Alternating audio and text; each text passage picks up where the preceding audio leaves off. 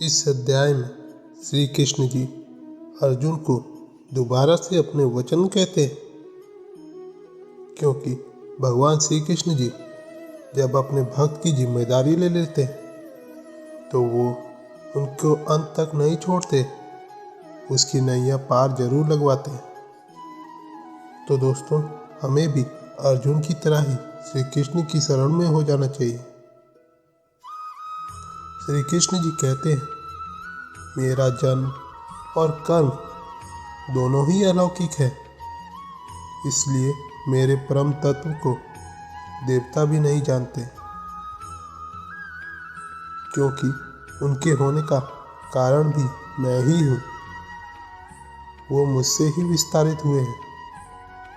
मैं अजन्मा, अनादि और सभी के जन्म का कारण हूँ। जो मनुष्य मुझे जान जाता है वो पाप से मुक्त हो जाता है, और इसलिए ही श्री कृष्ण जी हमें अपने विषय में विस्तार से बता रहे हैं, क्योंकि श्री कृष्ण जी को जान लेना और उनके कहे ज्ञान पर चलना ही एकमात्र कल्याण का रास्ता है। इस अध्याय में श्री कृष्ण जी अपने विस्तार को समझाते हैं। वैसे तो श्री कृष्ण जी अनंत है, उनकी व्याख्या करना संभव ही नहीं है, लेकिन फिर भी श्री कृष्ण जी अर्जुन को समझाने के लिए अपनी व्याख्या ठीक उसी प्रकार करते हैं जैसे एक अध्यापक अपने शिष्य को विषय समझाने के लिए उदाहरण का उपयोग करता है। श्री कृष्ण जी हमारे हर भाव के कारण हैं। हमारे यश, अपयश, कीर्ति के कारण भी वही है। आगे श्री कृष्ण जी बताते हैं, सबके अस्तित्व से पहले 7 महर्षि थे और उनसे भी पहले 4 संकादिक मन, बुद्धि, चित्त और अहंकार थे। यह सब श्री कृष्ण जी कहते हैं मेरे ही संकल्प से पैदा हुए हैं। इसका अर्थ है जो है और जो नहीं भी है वह श्री कृष्ण जी से ही है। ये दुनिया भी श्री कृष्ण जी के संकल्प से बनी हुई है। इस दुनिया में हम जन्मे और इस दुनिया को देखने समझने के लिए हमारे भाव उत्पन्न हुए, जो कि श्री कृष्ण जी से हमें प्राप्त हुए हैं। इसलिए कहा जाता है कि अच्छा सुने, देखें और अच्छे ही कर्म करें, क्योंकि आप अच्छे भाव रखेंगे तो अच्छी संगति में रहेंगे। और श्री कृष्ण जी बताते हैं, मेरी स्तुति करने वाले को मैं ही प्राप्त होता हूँ।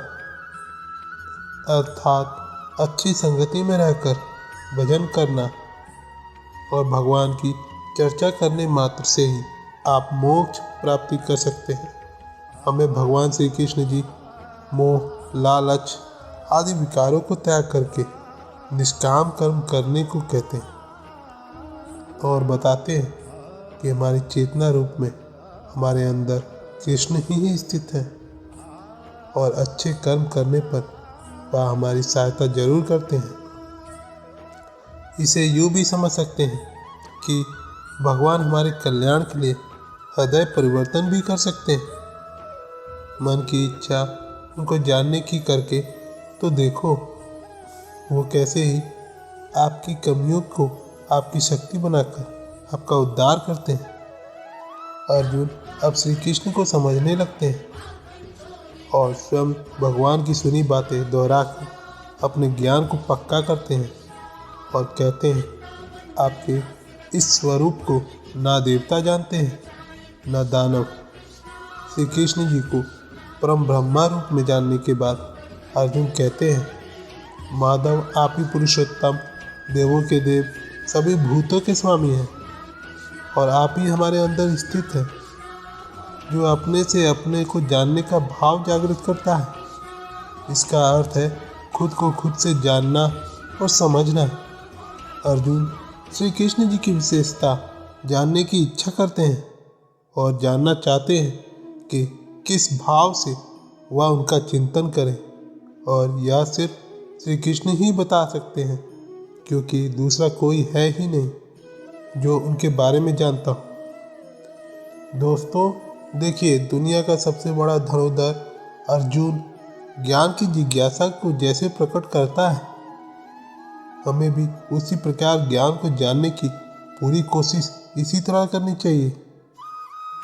तब हम भी अर्जुन की तरह इस जीवन के युद्ध को जीत सकते हैं, और इसमें भगवान हमारी सहायता के लिए हमेशा हमारे साथ आते हैं।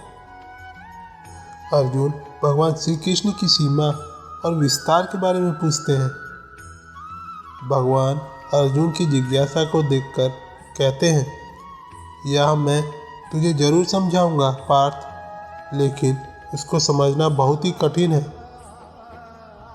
क्योंकि मेरी सीमा जो तू देख रहा है कण मात्र भी नहीं है। इसका अर्थ यह है कि जो दुनिया हम देख रहे हैं वह सिर्फ श्री कृष्ण की माया योग शक्ति का एक तिनके के बराबर भी नहीं है। आगे श्री कृष्ण जी बताना शुरू करते हैं, मैं ही सबका जन्मदाता हूँ और सबके भीतर चेतना के रूप में स्थित हूँ। अर्थात इसको हम अपनी सिक्स सेंस के रूप में भी समझ सकते हैं, जो कि कभी गलत नहीं होती, क्योंकि यही श्री कृष्ण जी हैं। आगे वह अपने विराट रूप को समझाते हैं। वह कहते हैं, सभी ज्योतियों में श्रेष्ठ ज्योति सूर्य की है, वह मैं हूँ। वेदों में श्रेष्ठ सामवेद मैं हूँ। देवों का श्रेष्ठ इंद्र मैं ही हूँ। हमारी इंद्रियों में श्रेष्ठ मन श्री कृष्ण जी ही हैं। प्राणियों में श्रेष्ठ उनकी चेतना यह भी श्री कृष्ण जी हैं, और इसी चेतना के शरीर से निकलने पर मृत्यु हो जाती है। आगे भगवान बताते हैं, ऋग्वेद में बताए रुद्रों में श्रेष्ठ रुद्र शंकर मैं ही हूँ। पुरोहितों में मुख्य पुरोहित बृहस्पति मैं ही हूँ। जलाशयों में सबसे बड़ा जलाशय अर्थात समुद्र भी मैं ही हूँ। सर्पों में श्रेष्ठ वासुकी भी मैं हूँ, और नागों में श्रेष्ठ शेषनाग भी मैं हूँ। दानवों में श्रेष्ठ प्रहलाद भी मैं हूँ, और पशुओं में श्रेष्ठ पशु सिंह मैं हूँ, और पक्षियों में श्रेष्ठ पक्षी गरुड़ मैं हूँ। यज्ञ से हुई शुद्ध वायु जो वातावरण को शुद्ध करती है, वह वायु भी मैं हूँ। असुरों का नाश करने वाला मर्यादा पुरुषोत्तम राम भी मैं ही हूँ। भागीरथी गंगा भी मैं ही हूँ। कालों में महाकाल, जन्म और अंत की वजह मैं हूँ। छंदों में सबसे बड़ा मंत्र गायत्री यह भी स्वयं हूँ। छल में सबसे बड़ा दुष्कार छल जुआ यह भी श्री कृष्ण कहते हैं मैं ही हूँ। आगे भगवान कहते हैं, सात्विक पुरुषों का भाव और उनकी निश्चयता मैं ही हूँ। मैं ही वासुदेव और पांडवों में श्रेष्ठ अर्जुन हूँ। मुनियों में श्रेष्ठ वेद व्यास भी मैं हूँ। वृक्षों में श्रेष्ठ वृक्ष पीपल भी मैं हूँ। अगर आप में कुछ श्रेष्ठ विशेषता है वो कृष्ण ही है। जीतने के लिए चाहिए होती है नीति, और गुप्त रखने के लिए रहना होता है मौन। यह भी श्री कृष्ण कहते हैं मैं ही हूँ। वह हर वस्तु जिसमें प्राण हो या ना हो वह श्री कृष्ण ही है, जो कि अंत समय सब श्री कृष्ण में ही विलय हो जाएगा। श्री कृष्ण जी अपनी महिमा बताते हुए अर्जुन से कहते हैं, मेरी किसी भी शक्ति का अंत और शुरुआत नहीं है। ये जितना तूने जाना यह बस तेरे समझने मात्र के लिए है। इसे आप उदाहरण समझकर भगवान की शक्ति को समझने का प्रयास कर सकते हैं। तो इस अध्याय में भगवान श्री कृष्ण जी अपनी विभूतियों का वर्णन करते हुए इतना ही बताते हैं। आप भी सब अपने आसपास श्री कृष्ण जी को हर कण में ढूंढिए, शायद वो आपके भीतर ही प्राप्त हो जाए। दोस्तों, मेरा प्रयास है आसान और कम शब्दों में इस ज्ञान को आप तक ला पाऊँ, और यह कर्म श्री कृष्ण जी से मुझे मिला है। मेरा अनुरोध है, भगवद गीता के ज्ञान को विस्तार से जानने के लिए आप भगवद गीता पढ़ने का अभ्यास शुरू कीजिए। तो दोस्तों आज की वीडियो बस यहीं तक की थी। अपना ख्याल रखिएगा और हाँ, वीडियो पसंद आती है तो लाइक शेयर सब्सक्राइब कमेंट करना ना भूलें। मिलते हैं आपसे अगले वीडियो में। धन्यवाद।